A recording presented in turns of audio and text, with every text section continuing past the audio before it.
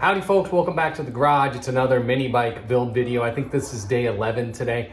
And as you can probably guess from this pile right here, I'm gonna be replacing the tires and wheels today. I got brand new knobby tires and wheels for it. And they're going on the bike today. Now I know some of you are gonna say, wait a minute, I thought you were gonna put street tires on it. And I am, but I did some research and found out there's not a good tire that works on the street and off-road. So in order to do both, you really need two sets of tires. So I got these for off-road and I have another set of street tires that are coming. So watch for a future video.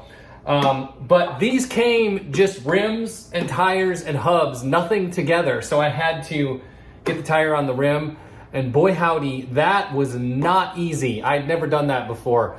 That took some doing, but I got a couple tire spoons, tried to work through it. And by the way, I went to Harbor Freight and got a tire mounting kit, and I tried it, and it didn't work because the axle was too big for these bearings. And so anyway, I ended up returning that. But I worked it on, got the first one on. It took me a while, and I was seriously so exhausted when I got the first one on. But the second one was a lot easier. It was a lot easier. I definitely learned a lot from the first one. But anyway, once you get them on the rim, then you got to put the hubs on, but then you got to get the tire on the bead. And that is almost worse than getting the tire on the rim. So after trying a few things, I did the starter fluid trick where you spray a little starter fluid inside the tire, light it, and it kind of explodes and pops the tire out onto the rim.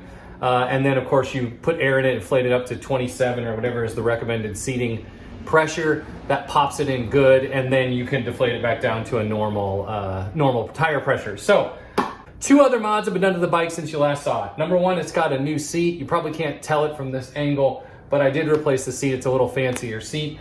And also, some of you had noticed in the suspension video that it was sitting a little higher in the front. And so I got a hold of Go Power Sports, and they sent me, this was what was on there before, they sent me a new set of shocks. And if you look, these shocks are about 3 inches shorter, maybe 3.5 inches shorter than the other ones. So that obviously allowed it to sit level again. So this project is going to be getting the new tires on the bike and taking it for a spin. Also, I picked up a hydraulic brake. This is a pre-pressurized brake system. So while I'm at it, I'm gonna replace that cable brake with a hydraulic brake. Now, when I get my new tires, I already ordered another brake disc and another sprocket. So I'm just gonna mount those, and they have the exact same hubs. So it should make it really easy in the future that if I wanna put the street tires on, I can put the street tires on without having to reconfigure the entire bike, and then vice versa, if I wanna put the off-road tires on, can do that. I'm gonna pick this one up tomorrow, and we're gonna get these tires on the bike. Okay folks, got the mini bike on the stand. By the way, I invested in a motorcycle stand, but I'm gonna use it for the mini bike here. I got tired of using the buckets. And today, gonna get the tires on. It's a cold, rainy day, so perfect day to be working in the garage. And next month, by the way, is the Pull Start Picnic in Fort Worth, Texas. So I think I'm gonna go up and check this out. I haven't decided yet whether I'm gonna throw the mini bike in the back of the truck and drive up there, or just go by myself and, you know. Anyway, these bolts ain't gonna turn themselves. Let's get started.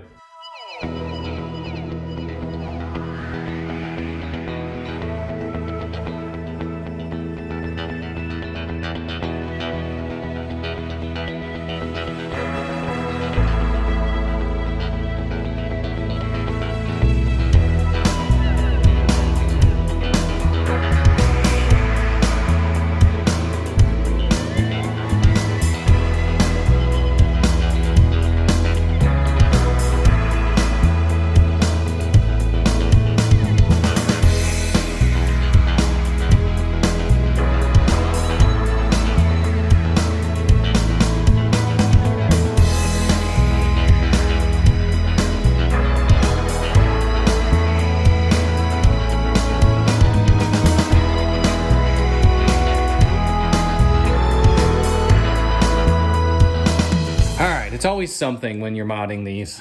All right, so if you look here, if we take the cable brake off and look at the hydraulic brake, the mounting holes line up perfectly. However, and this is gonna be hard to see, if you look at the brake, look at the angle of the brake. See how far up the rotational plane is here compared to it's way back here on this one. So what happens is when we put this on there so it lines up with the actual brake disc, we're not even close to the same position. So with this one, here, I'll show you what I'm talking about. With this one, look where we are. Look where the brake caliper is once we're in line. And then with this one, the brake caliper is way up here. I could take a bolt through here, actually bolt this like this, right? So that it sits up here.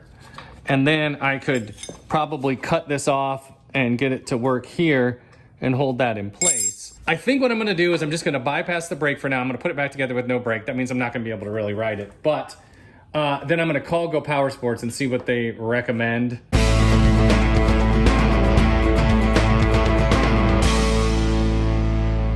Okay, folks, tires and wheels are on, and man, I am thrilled with the way it looks. I think the silver in there looks so good, and the black centers on the wheel there, you can see. I just really love the way that looks. And knobbies always look classy on a mini bike. I so want to ride this thing, but number one, it's raining, and number two, we've got no brake.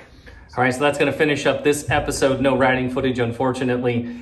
But being that it's raining and there's no brake, you know, that is what it is. But to finish off this video, let's fire it up and hear this baby run, because that's always fun. Let's see here.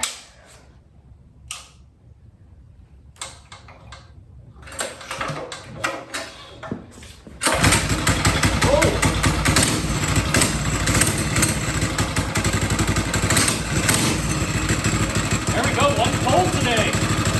All right. Tune in next time for more fun.